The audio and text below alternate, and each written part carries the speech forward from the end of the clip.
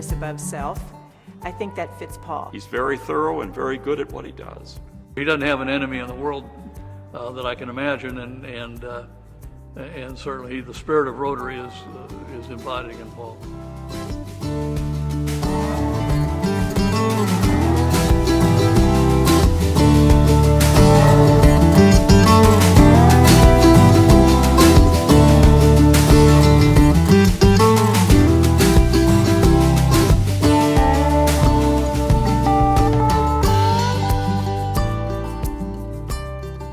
Paul spent the better part of his life analyzing jokes and creating new ones.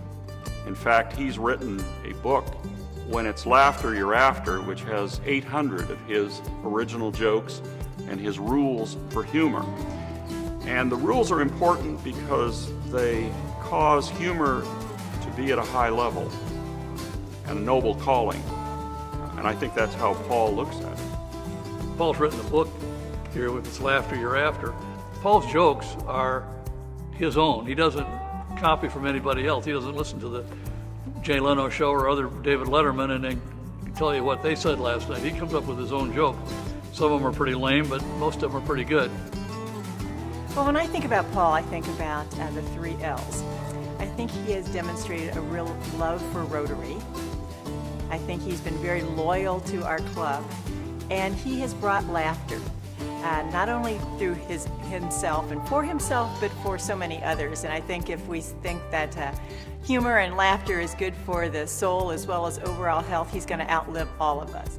Paul each week at our Rotary meetings did the weekly promo for next week's speaker, and he would always end his weekly promo with the little jab at the president of the club. And it dawned upon me that I really did not have a stable of good jokes.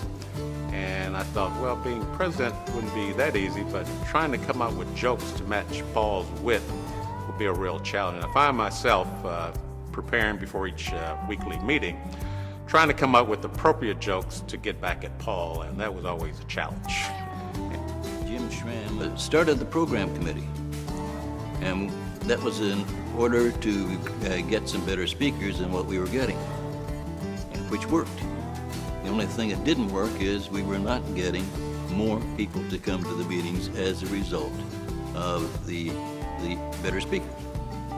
And that's when I offered to write a humorous promo. He tended to think everyone was fair game, including himself, in jokes.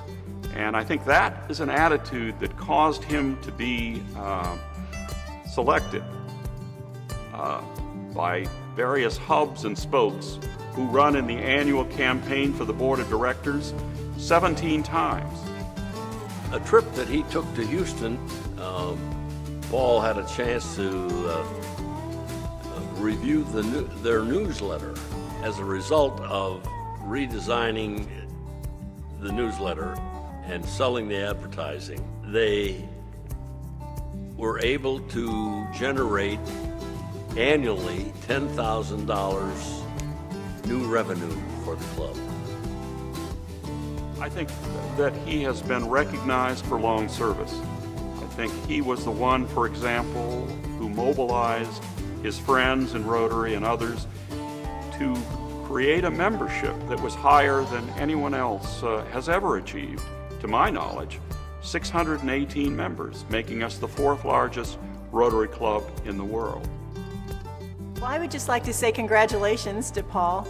I think he's a wonderful choice for a Lifetime Achievement Award from a Rotary club that loves him as much as he loves it. Paul, you're a great Rotarian, a great friend, a great person, and congratulations. Honor's well deserved. Paul's been a pleasure, and I'm so happy I don't have to come up with joke material for you because it was a battle that I lost. He is the best illustration I can think of for a human being to represent service above self.